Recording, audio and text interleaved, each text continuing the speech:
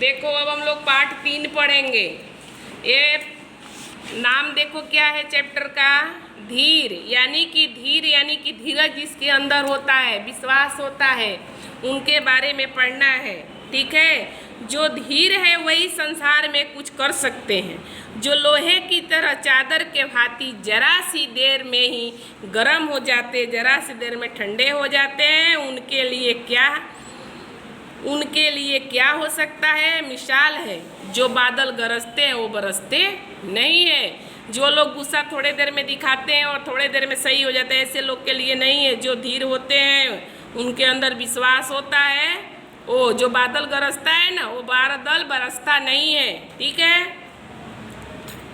धीर मनुष्य का मन समुद्र के समान होता है। गंभीर और अथाह समुद्र बहुत बड़ा होता है, उसमें अथाह पानी होती है, बहुत सी नदियाँ आकर के मिलती है, फिर भी वो उथल पुथल नहीं होता है। और जब समुद्र में तूफान आता है तो क्या मजाल कोई उसे रोक सकता है? नहीं रोक सकता है। ठीक है, ये सब रीडिंग लगाना है तुम लोग को। देखो, एक बड़ा दार्शनिक कहता है कि चाहे युद्ध हो या मरण ही क्यों न हो, वो ठान ले तो होता ही है। मृत्यु होना है सबको, मरना सबको है, ये कभी नहीं बदल सकता। ठीक है, अचल है। ऐसे ही युद्ध जब होता है, अगर निश्चय हो गया तो होना ही है। ठीक है, ये सब पढ़ना है तुम लोग को।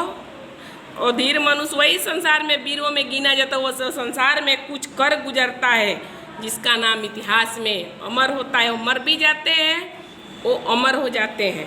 ठीक है, जैसे में देखो बहुत से महापुरुषों का दिया गया है। नेपोलियन के बारे नाम तुम लोग सुना भी नहीं होगा, लेकिन इसमें पढ़ लेगा। नेपोलियन जब यूरोप फतेह कर रहा था, फतेह यानी कि जीत रहा था युद्ध में, तो उसको रोकने के लिए सैनिक बोले, जब वो युद्ध में गया और पर्वत सामने था, ठीक है, तो उनके सैनिक आकर के बोले कि हम लोग नहीं जा सकते, पार नहीं कर सकते, फिर भी उसमें इतनी दृढ़ता थी कि वो पार हो गए। अब देखो, हम लोग मान सिंह के बारे में तो सुना होगा। मान सिंह ने बरसात में काबुल पर चढ़ाई की। ठीक है, सिंधु नदी खूब चढ़ गई थी, यानी कि बरसात में पानी नदियों में भर जाती है, और वो पार करने में थोड़ा भी वो नहीं हिचकिचे। और प्रशांत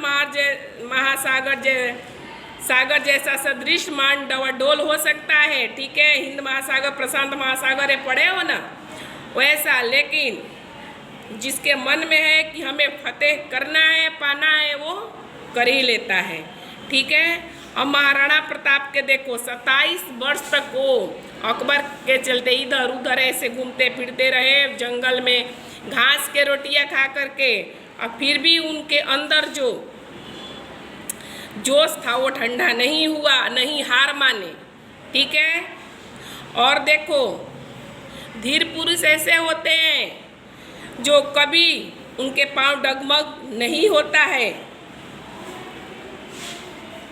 विपत्ति में भी धैर्य रूपी वृक्ष के खाद है वही धैर्य के कसौटी है। तभी गुसाई जी कहते हैं, यानी कि गुसाई जी क्या कहे हैं, धीरज धर्म मित्र अरुनारी आपातकाल परखे चारू, यानी कि आपातकाल में जिसके अंदर धीर होता है, धीरज होता है, उसको पहचाना जाता है 4 लोग को। ठीक है, कि साथ कौन दे रहा है, नहीं दे रहा है, ये भी ये रीडिंग लगाना है अच्छी तरह से। स्कूल खुलेगा तो मैं और समझा दूँगी। अब देखो, सुख से तो अभिनय सभी कर सकते हैं। संसार में किसी अनर्थकारी कृत्य को देखकर यदि किसी धीर महात्मा का हृदय जल उठता है, फिर भी क्या पूछता है, मानो मिट्टी के तेल की खान में आग लग गई है। ठीक है, ये सब पढ़ना। ईसा मसीह के बारे में भी बताया गया। ईसा मसीह जो थे वो कितना पाप जहाँ हो रहा था, कितना सुलझाने की कोशिश किए, नहीं हुआ। फिर वहाँ का जो राजा था उनको बुलाया कि उनको सज़ा हो गई, कि फांसी की सज़ा होगी। इसलिए वहाँ का बादशाह पता है क्यों किया था, कि ऐसे उनको बोलेंगे तो वो रुक जाएंगे।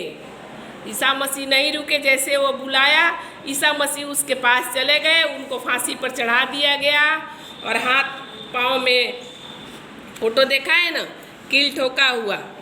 ठीक है, लेकिन मरकर भी वो अमर हो गए हैं। ठीक है, यही पढ़ना है और तुम लोग को समझना है। जो नहीं समझ में आएगा स्कूल खुलेगा तो समझाऊंगी, फिर क्वेश्चन आंसर इसका कॉपी में करना है। ठीक है, चलो।